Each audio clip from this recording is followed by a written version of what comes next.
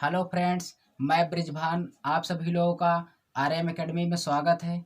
जैसा कि आप लोग जानते हैं, आज यहाँ स्टार्ट होने जा रहा है जीएस के कुछ पार्ट जो एग्ज़ाम से रिलेटेड होंगे। ये परीक्षा में पूछे जाते हैं, ठीक है।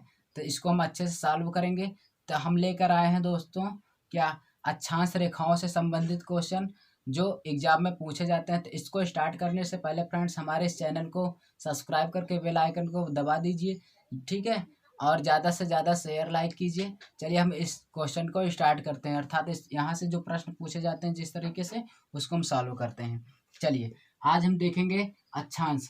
तो ये क्या अक्षांश को सबसे पहले अंग्रेजी में बोला जाता है लैटीट्यूड, ठीक है। लैटीट्यूड बोला जाता है। तो ये जानिए पृथ्वी क्या है, पृथ्वी गोलाकार है। सबसे पहले ये जानिए आप पृथ्वी का आकार कैसा है, गोलाकार। पृथ्वी की आकार कैसी है, गोलाकार आकृति है जो अपने अक्ष पर 23.5 डिग्री अक्षांश पर झुकी हुई है, ठीक है। अगर क्वेश्चन पूछे आपसे पृथ्वी कितने डिग्री पर झुकी हुई है तो कितने डिग्री पर झुकी है, 23.5 डिग्री, ठीक है। 23.5 डिग्री अक्षांश पे वो अपने धुरी पर क्या हुई है, झुकी हुई है। हल्की से ऐसे है, ठीक है, झुकी है। तो यहाँ से एक क्वेश्चन बनता है कि पृथ्वी कितने डिग्री पर झुकी हुई है, 23.5 डिग्री पर, ठीक है। तो यहाँ से एक क्वेश्चन हो गया। दूसरा क्वेश्चन क्या, अंग्रेजी में इसको लैटीट्यूड बोलते हैं। और ये अक्षांश रेखा जो है इसकी पृथ्वी जो है, पृथ्वी का आकार कैसा है, गोलाकार है। ये समझ में आया, ठीक है। इसको लिखाएंगे नहीं फ्रेंड, समझते रहिए। आपको ऐसे बस देख लेंगे, आपको समझ में आ जाएगा। अब उसके बाद जानिए कि ये जो यहाँ पे है पृथ्वी तो गोलाकार की होती है।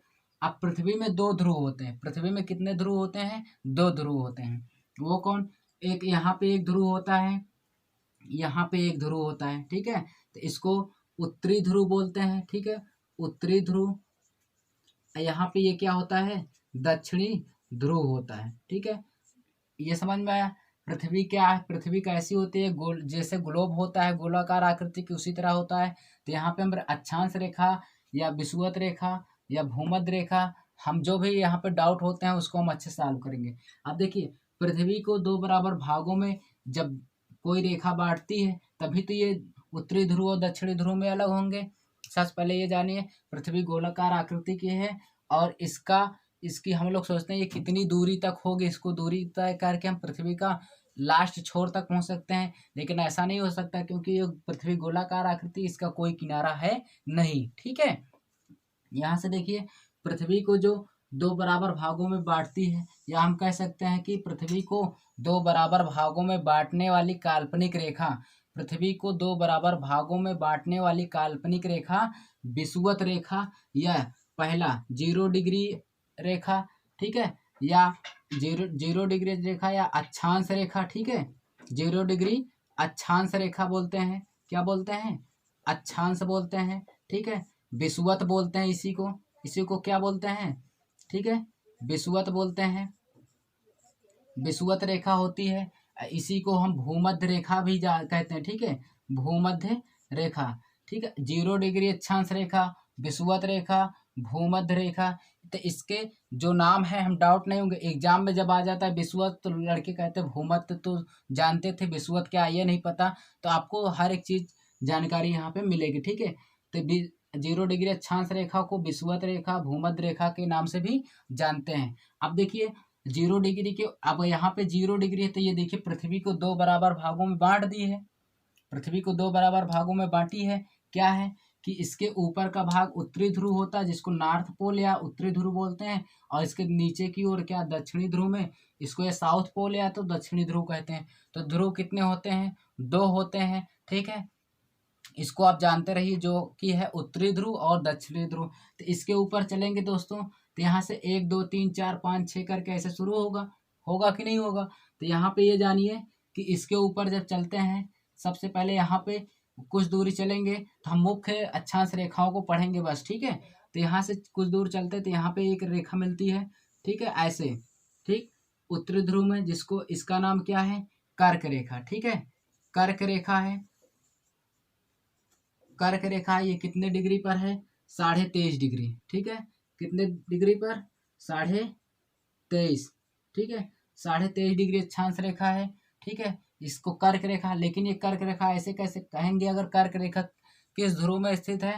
तो 23.5 डिग्री अक्षांश रेखा उत्तरी ध्रुव में स्थित है, इसको जानते रहना। इसी तरह से दोस्तों अगर ऊपर 23.5 है तो 0 से स्टार्ट हुआ है, नीचे भी 23.5 होगा, या 1 2 3 4 से स्टार्ट होगा कि नहीं होगा? होगा, ठीक है। तो यहाँ नीचे भी आएंगे हम, यानी दक्षिणी ध्रुव में, तो यहाँ भी 23.5 डिग्री मिलेगा हमको, ठीक है। जो इसको बोलते हैं क्या?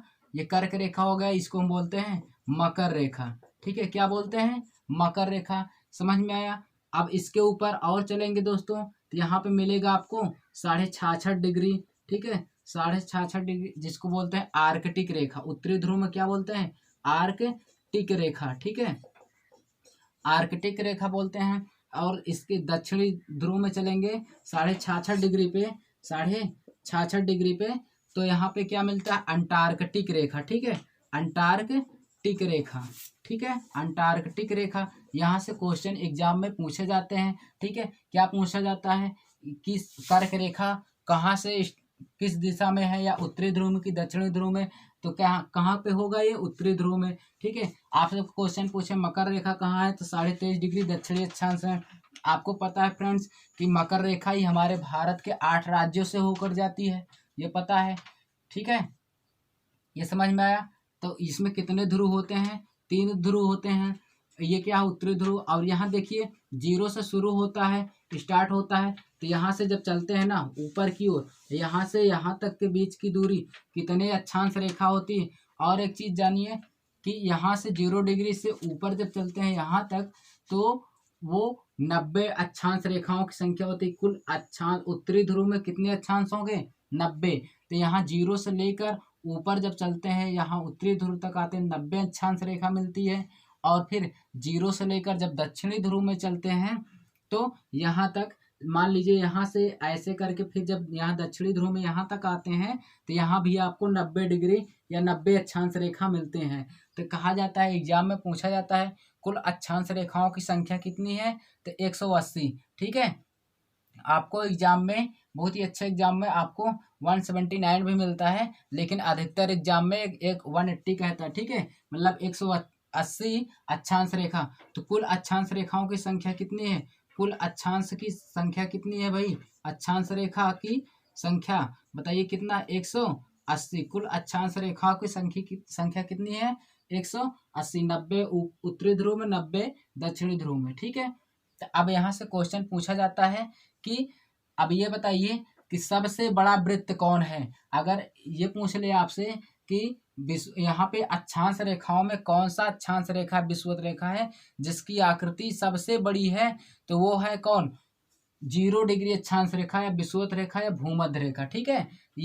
ये सबसे बड़ा वृत्त बनाता है। जैसे फ्रेंड्स आप एक तरबूज ले लीजिए, एक आप क्या ले लीजिए? तरबूज ले लीजिए। तरबूज में देखते हैं 2 ध्रुव होते हैं, एक ऊपर होता है जहां से वो जुड़ा रहता है, और एक नीचे की ओर। तो कितने ध्रुव होते हैं? 2, ठीक है। तो आप समझ में आया? अब उसी तरबूज को आप बीच पर से जब काटते हैं, बीच पर से, अर्थात ऐसे है ये तरबूज, तो इसको बीच से काटेंगे तो सबसे बड़ी आकृति जो गोलाकार आकृति कहाँ बनती है? यहाँ पर। तो क्वेश्चन पूछता है सबसे बृहत वृत्त कौन बनाता है? तो दोस्तों सबसे बृहत वृत्त जो बनाता है ये कौन बनाएगा? विषुवत रेखा या भूमध्य रेखा या 0 डिग्री अक्षांश रेखा सबसे बृहत वृत्त बनाता है, ठीक है। और दूसरा क्वेश्चन क्या पूछता है कि अगर हम यहाँ से, ठीक है, भूमध्य रेखा से या 0 डिग्री अक्षांश रेखा से दक्षिणी ध्रुव में या उत्तरी ध्रुव में जब जाते हैं, तो ये जो वृत्त है, वृत्त की आकृति में क्या होती है?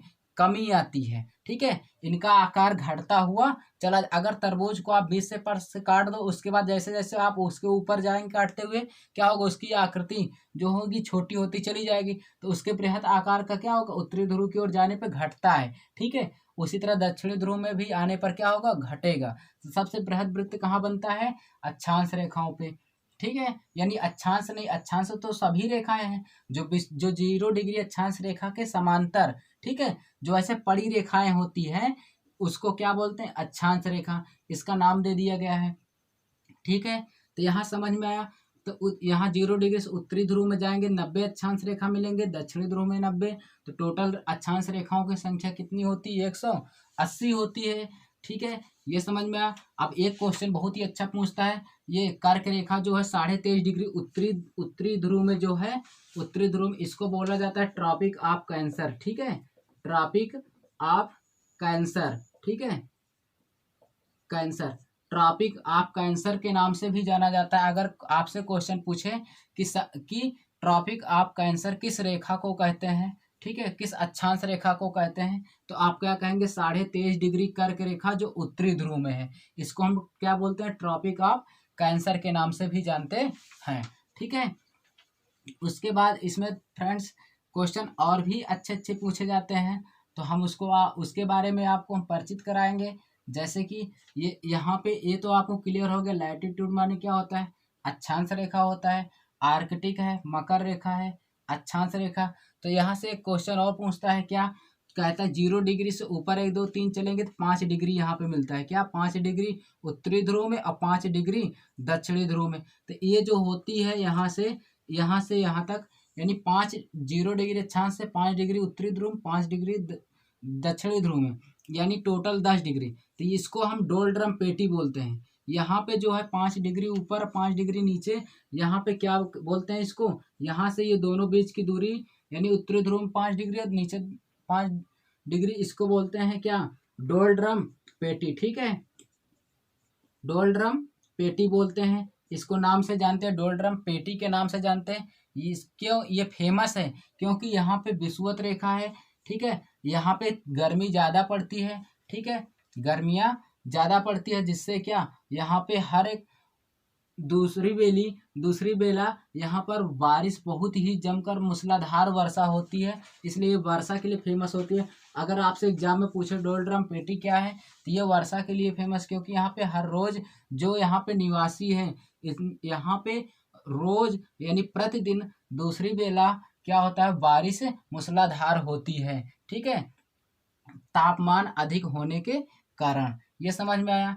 ठीक है, इतना समझ में आया। ये क्या है, 0 डिग्री अक्षांश रेखा, इसके 5 डिग्री ऊपर 5 डिग्री नीचे जाने पर क्या बोला जाता है, इसको डोलड्रम पेटी बोली जाती है। ठीक है, अब इसी में दोस्तों जैसे 23 23.5 डिग्री हो गया, 23.5 यहीं से कहीं आपको मिलेगा 30 डिग्री। ठीक है, 30 से 35 डिग्री, 30 से 35। ठीक है, मान लेते हैं यहाँ से मिला आपको 35 डिग्री।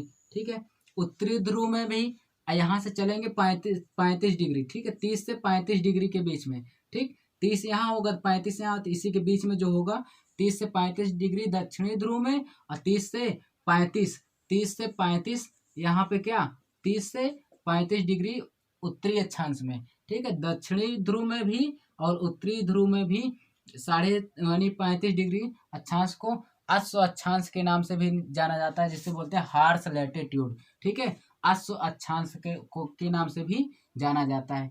इतना समझ में आया, बताइए फ्रेंड्स, इतना समझ में आया आपको। चलिए हम आपको इसमें आप और कुछ बता देते हैं। क्या है, ये क्या हो गया, डोलड्रम पेटी थी जहाँ पे ये वर्षा होती है। ठीक है, अब ये 30 से 35 डिग्री अक्षांश रेखा को क्या बोलते हैं, अश्व अक्षांश रेखा। ठीक है, अब यहाँ पे देखें, अब ये जो होता है 23.5 डिग्री उत्तरी ध्रुव को क्या, कर्क रेखा को क्या बोलते हैं, ट्रॉपिक ऑफ कैंसर के नाम से सबसे बड़ा वृत्त कौन बनाएगा, 0 डिग्री अक्षांश रेखा बनाएगा। अब ध्रुवों की ओर जैसे ही हम जाएंगे, उत्तरी ध्रुव या दक्षिणी ध्रुव, इसका आकार क्या होगा, छोटा होता हुआ चला जाएगा। इतना समझ में आया। चलिए अब देखिए, यहाँ पे क्या होता है कि जो कर्क यानी भूमध्य रेखा होती है, यहाँ पे क्या होता है कि सूर्य की प्रकाश लंबवत यहाँ पे अधिकतर पड़ती है, इसलिए यहाँ पे दिन रात क्या होते हैं, बराबर होते हैं, समान होते हैं। ठीक है, तो यहाँ पे देखिए एक क्वेश्चन, बहुत ही अच्छा क्वेश्चन पूछा जाता है। 23.5 यहाँ 0 डिग्री 23.5 डिग्री अक्षांश रेखा को उष्ण कटिबंधी बोलते हैं। ठीक है, उष्ण कटिबंधी। ठीक है,